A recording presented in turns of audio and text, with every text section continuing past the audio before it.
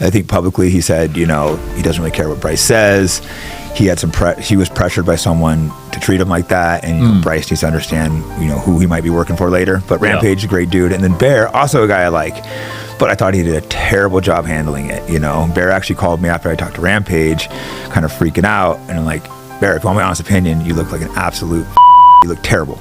You look like so fake and authentic. It's like you might not agree with what Bryce said, but in the scheme of things, you don't really care that much. If you ran into him a bar, you wouldn't treat him that way. You'd still go talk to him in person. So you should have either canceled or not braided him like that. I understand your perspective, you're coming from, and he agreed. Like I said, I don't think he's a bad guy. It's a learning experience.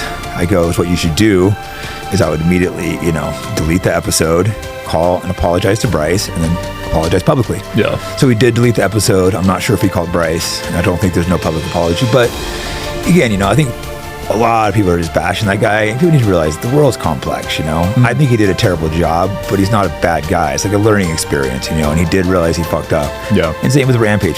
Same with Bryce, all these guys, people are giving him shit. Like Rampage, people need to make money. They have kids to feed. And people are calling Bryce a coward for not defending himself. But it's like, he has tremendous respect from Rampage, one of the guys he watched as a kid.